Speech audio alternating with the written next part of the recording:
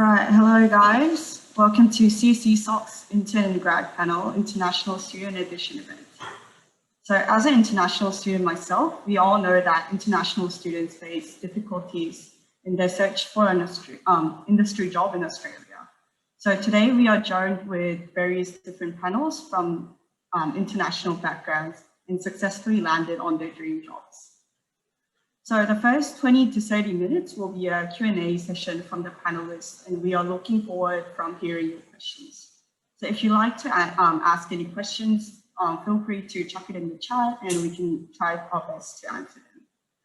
So after the Q&A session, we are going to put everyone in breakout rooms to get to network with our panelists. So after the first 10 to 15 minutes of your breakout room, you'll be moved to a different breakout room to network with another panelist.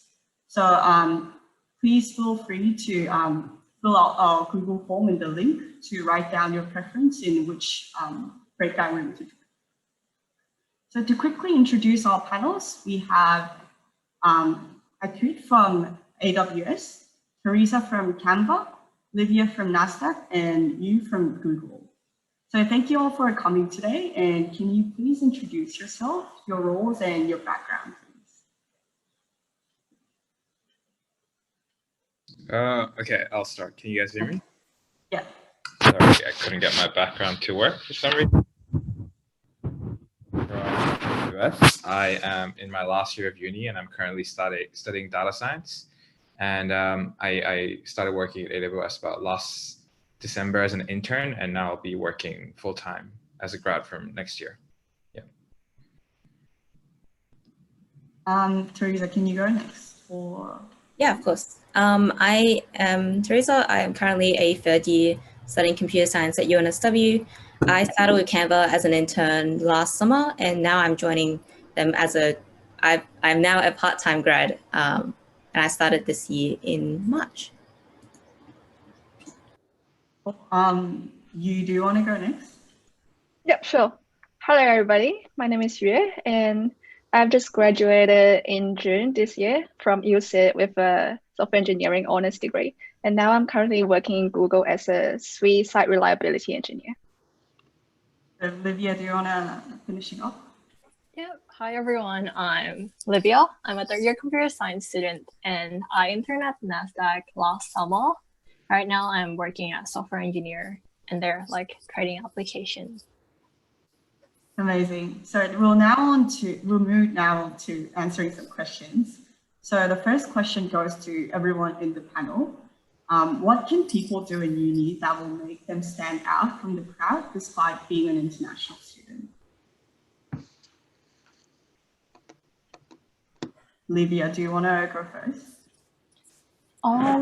To stand out, I think having like all the key points that they want from you, like for example, if the company that you want to apply to writes like their tech stack is in Java, make sure you know that language. Also having like side projects in those, and all of like in the tech stack that they're using is like plus point. And like my last point would be that if you have like projects that have an impact that you can flex or like show off, definitely like do that. A lot of companies really look at the impact that you make in your projects or like whatever you do. Yeah. You do want to continue on if you have anything to add on to Livia's response? Yeah, I would say +1 on the side project, and also just kind of grab as many project opportunities as possible. So for example, myself, at first when I applied to Google, I get rejected. They didn't even send me an interview invitation. And then I went to a summer research project provided by UC. It's just after that, I think you have something on your resume and you just can show up that you have this ability to work in a group and also your technical skills. So that would be pretty useful. And at the same time, I would highly encourage to balance really well between your study and also job seeking, because I think GPA is just like OM. It's just the most straightforward way for companies to evaluate your skills. So yeah. Teresa, do you have anything to add on? Yeah, I guess I'll +2 to the side projects. It is definitely really, really key when you're job searching.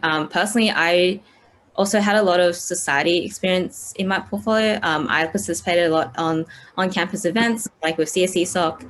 I also did a few hackathons, and those were also projects that I could flex in the interviews and talk about my experience working in a team in like a hackathon setting, and demonstrate those as well. So I think those were really, I think those definitely helped me in finding an internship and a job. Amazing. Okay, do you want to add on and wrap up this question? Yeah, sure. Yeah, definitely agree with what everyone said, but to add maybe something that's a bit different, I also would say there's a lot of room to differentiate yourself in the interview itself if you make it that far and you've done your side projects and stuff. And I think one thing I did quite a lot was I really researched the companies I was applying for very rigorously, almost like, my expectation for myself was if a Gartner analyst was to talk about this company, like I want to be able to speak on that level. And I think when you come to the interview stage, like everyone's really talented. But if you can show that you have industry insight or you can speak to them on their own terms, I think people really appreciated that in my interviews. So I would definitely add that as something that stands out because most people just don't bother researching that much. Yeah. Yeah, 100% agree. In my personal experience, I also did a lot of research when I was doing my interviews because I was almost like stalking the company's values and what people did and projects that are going on in the company that I'm interviewing for. So yeah, I think that's a really good point to talk to. So we'll move on to the next question. I think the next question would be great if you answer. So what were the biggest challenges that you faced when job hunting as an international student, and how did you overcome that?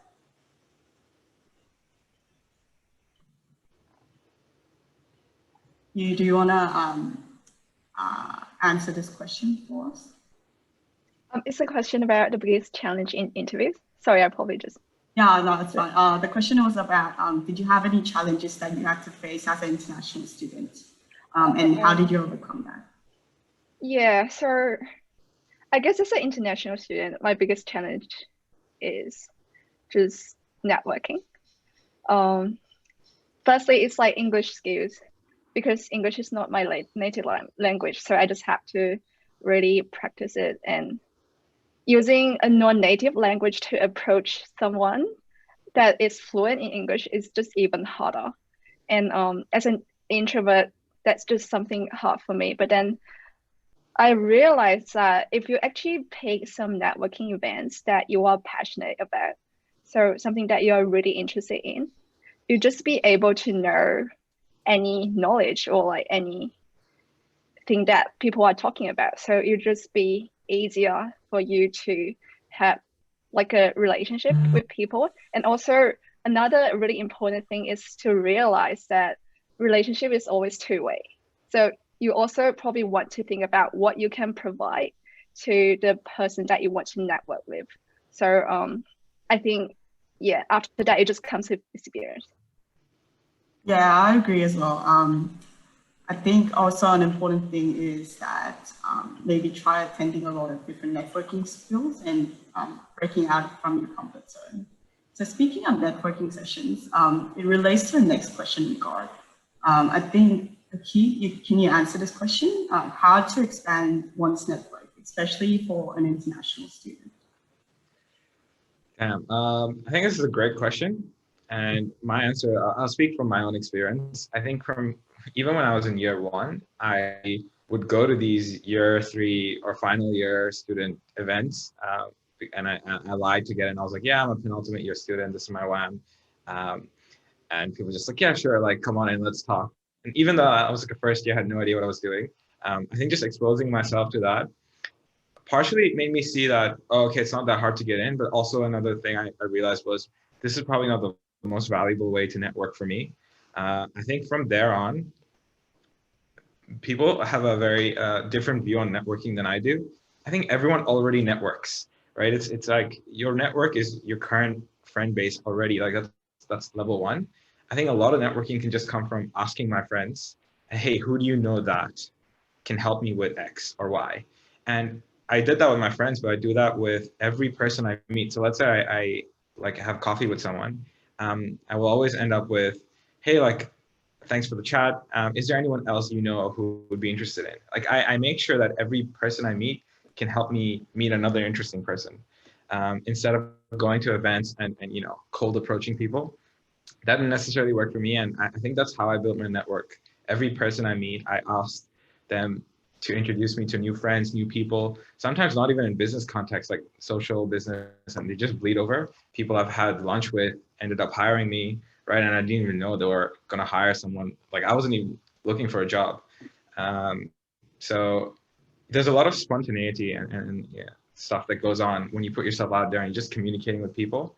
I think the biggest thing to keep in mind is, I think you said that, like, you want to provide value to people. You just, whether it's like, oh, hey, like, check this out. Like, after I meet someone, I might send them an article that I really like, that I think they would like to. And just these small things, I think, make a difference. You just be very human, not like very cold, like, I want something from you. Can you get me an interview with this person? Or can you introduce me to this person? It's just very like, treat everyone as a friend, even if they're like 10 levels senior than you. I think they appreciate it too, and they're willing to be like, oh, let's have a chat, instead of a very like formal relationship. That was just my way of going about it, and I feel like every job I've had, I've just got it through people. Even after I applied, even after my applications would go through, there was a lot of people elements involved. It's like, oh, someone in the company also knew me because we talked before, and that always helps. Yeah. Yeah, really great point. I think networking is like really key to getting those like unexpected opportunities that you never knew that was there. So yeah, great. I think we'll just move on to the next question, which is for Teresa and Livia. What kind of coding skills do companies value most, and which job positions is likely to hire more international students? Sure, I can kick us off. Coding skills, I think this one really does depend on the company. So for example, for when I was applying for Canva and how when I was applying for Google, those were very different skills I was targeting just because of the role I was targeting. So for Canva, it was definitely a lot more of like front-end skills. So I was practicing a lot more on, I guess, like front-end development, like HTML, CSS, JavaScript, etc. Whereas for Google, I was drilling myself on like algorithms. So I guess those were two different things. It really does depend on the job description there. In terms of which companies would look for international students, from job searching like over the many years, I would say the list is definitely a lot less. It's quite short, but there are companies out there. I'd say in terms of big companies, Google, Canva, NASDAQ, AWS, anyone on the panel right now, I'd say.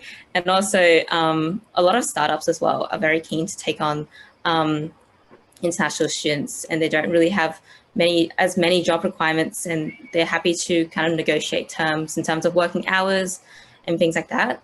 So I'd say I would definitely just apply to everything. Like you never know what will happen.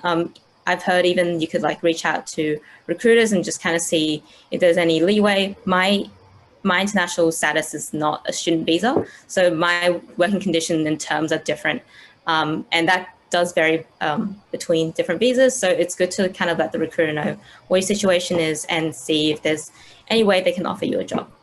Yeah, so that's from my experience. Great, Livia, do you have anything to add on? I totally agree with Teresa that every company have a different tech stack. I would say like, even though they have different tech stack, normally if you apply for companies like Google and Microsoft, as long as you have one coding language that you can do for a lead code kind of question, and you know like what kind of algorithms to use, you don't really have to worry about having to be an expert in like the language that they use. Because when I apply for NASDAQ as well, their tech stack is in Java. I wasn't like super great or anything, but after like I get the job, then I can definitely like use up internet and use up like the mentors there to learn even more on the spot. And as Teresa said, I probably would like to add as well that if you network and like find a friend that can like introduce you to more people, that would be really great, because all in all, a lot of people here are very willing to help you, even as like as an international.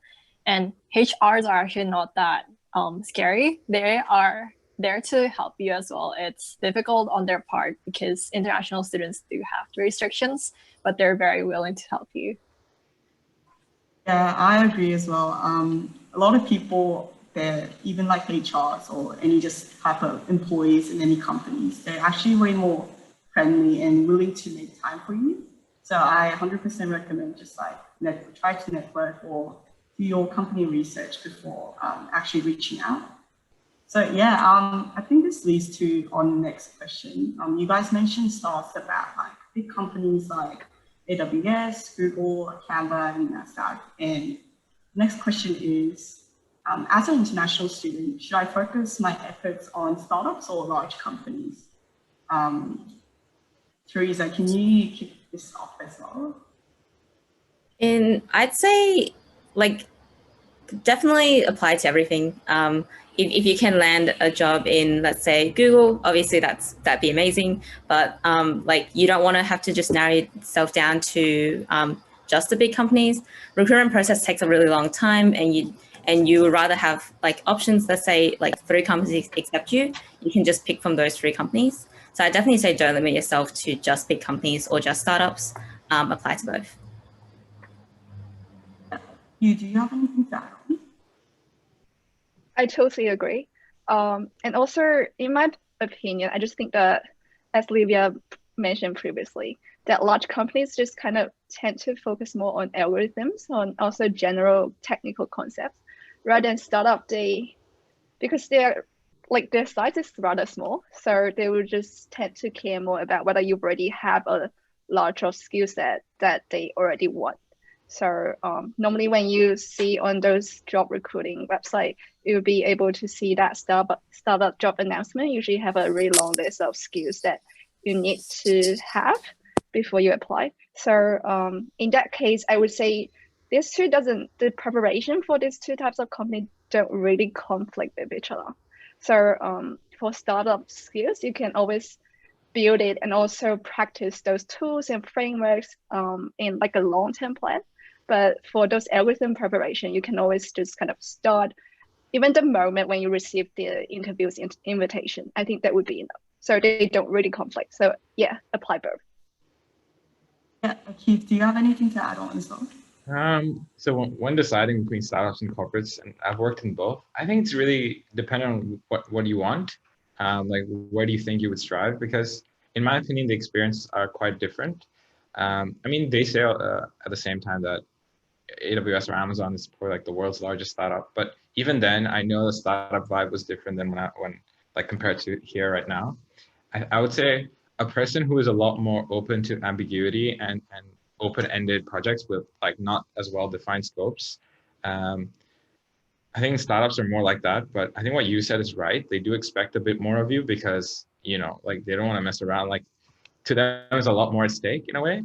Whereas in a big company, there's a lot more training, like a lot more mentorship, a lot more guidance, a lot more just career roadmap developing going on here.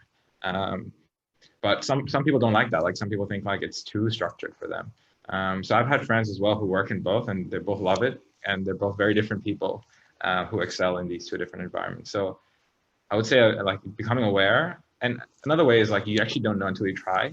I would say try both, and you know just do a startup and do work in corporate, and see what really fancies you, because this is like your work, and you don't want to do it somewhere like suboptimal, right?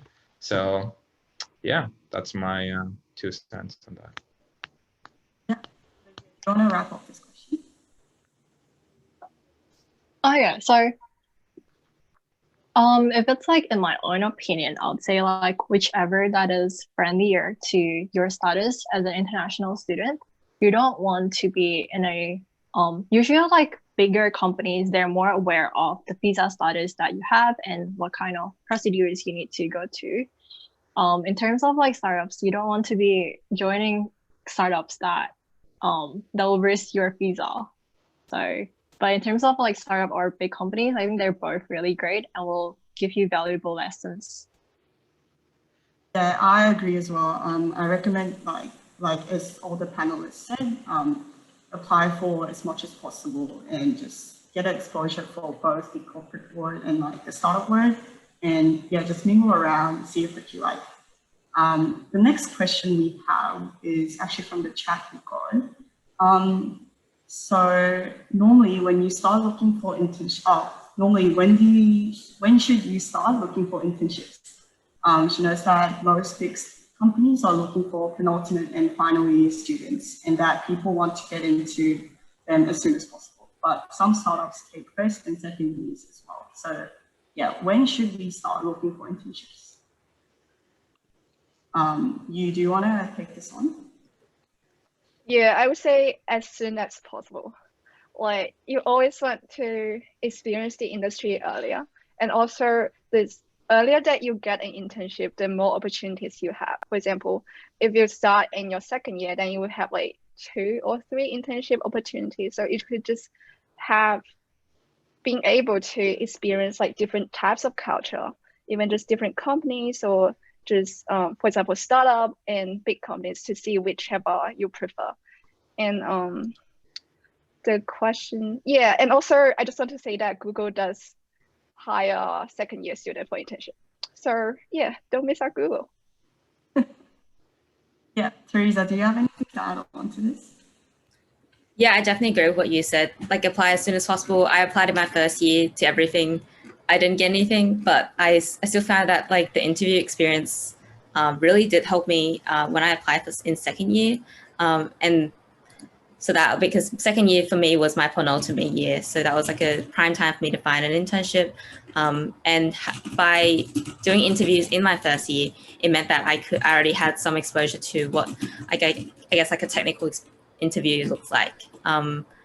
It did require having to lie a little bit on the resume to actually get into the interview process, but but when it got to the next stage where they asked like my status, I would obviously say the truth.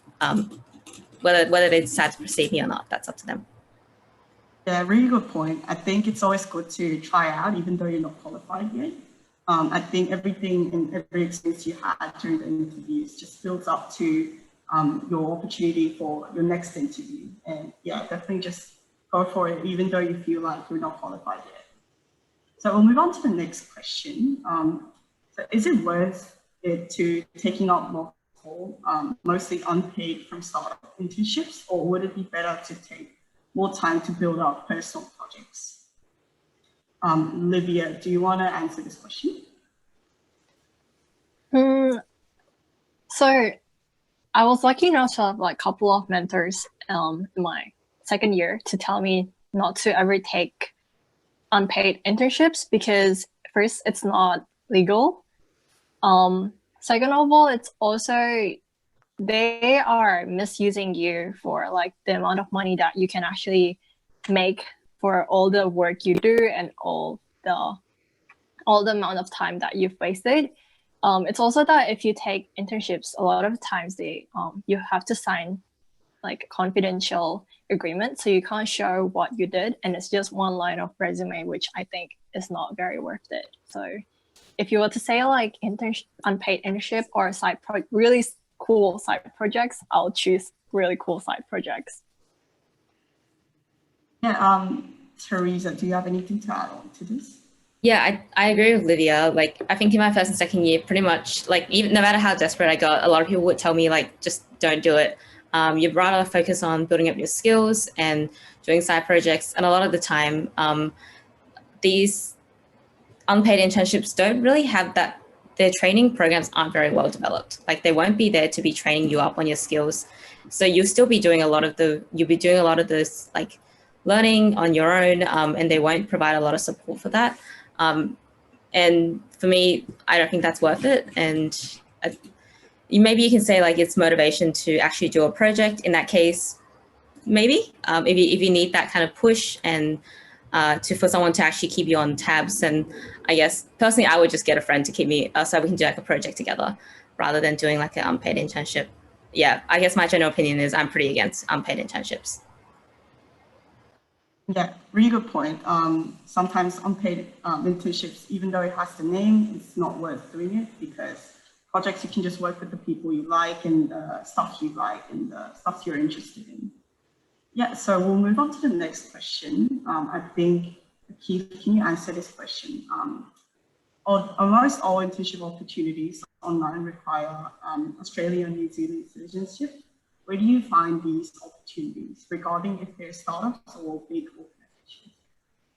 I think that's a great question. And so a friend of mine, maybe some of you already have this list, a friend of mine actually made a list of, I think 60 plus companies in Australia that, at least in tech, that hire international students. So I would definitely look through that list. But even then, the one big thing I learned, like I can share that list with the group here. I think everyone would like to have the list of 60 companies that have known to hire international students. But other than that, like most jobs aren't listed online, right? Most jobs actually aren't on LinkedIn. Like if your mental model is only 20% of the jobs available are on LinkedIn, that means there's a whole world opened up for jobs that aren't even listed because people haven't even gone to that stage yet. And I can share from personal example, like I think the first few interns who came to AWS in second and third year, it was because they knew someone here. And like, I don't think it would have mattered for them if they were international or local, right? They just found a way to get there. But obviously that's very hard to do. It's easier said than done. So my strategy would be, okay, to be very aware of like the big companies who do hire international students. And now we finally have a database that we can look through. And two, I think startups are a lot more open to this. Like it's much rarer to see startups who are very implicit on, I don't want to hire international students, or I need, PR and stuff. And the third thing I would say is, okay, number one is, go through the list. Number two is apply for startups. And number three is just apply anyway. I know many stories of there being job descriptions saying, no, we only want PR or citizens, and yet the international student got the offer because he or she was just that good.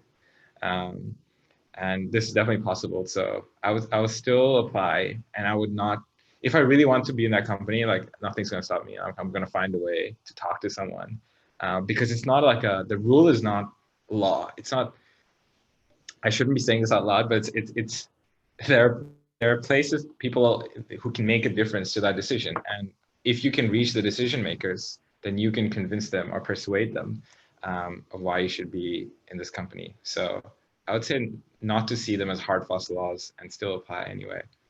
Yeah, it's a big concern. Yeah, I think it's a really valuable point. Like a lot of companies, if you're really skilled enough, they're willing to bend the rules for you. So yeah, I definitely recommend like build up your skills, be that person that the company wants, and just apply regardless. Even though they say in the job description, yeah, we don't accept internationals, just go for it. Trying doesn't hurt. So yeah, we'll move on to the next question now. So I think this goes to all the panelists who's doing software engineering here. So what level of difficulties were the questions of coding questions for big companies like Google, Amazon, Canva, NASDAQ in comparison to LeetCode or HackerRank? Do you want to kick off with this question? Yeah, my personal recommendation is you don't need to go to the hard level questions, because I think the reason why big tech companies tend to use like algorithm questions to evaluate people's skills is that they want to know how your thought process, how you approach a problem and how you develop it, and also whether you would be able to kind of optimize your solution. But then if they actually use a hard level question, thinking about the solution already took to like such a long time that they don't have that optimization step. So, and also at the same time, hard question, people probably would tend to try to remember the solution rather than actually thinking about how do I approach the problem. So yeah, I would say just practice medium level questions at maximum, and sometimes easy questions do have some value as well. Yeah, a really good point. I think practice is key for every skill before preparing for interviews. We're actually running short on time because we have to move to our networking session now. So actually, we might do this question after the breakout room. So We'll now put everyone into breakout rooms to network with different panels from the event today. So we tried our best to allocate people based on their preference in the Google form that you guys gave us. But however, please note that there is no guarantee that you will be able to speak with your first and second preference. So how it's going to work is after that first 10 to 15 minutes of breakout room, you'll be moved to another breakout room to network with a different panelist. So then after that, you'll be joining back to the main room for the closing of the event. So we'll start moving you guys to breakout rooms now. So have fun networking now.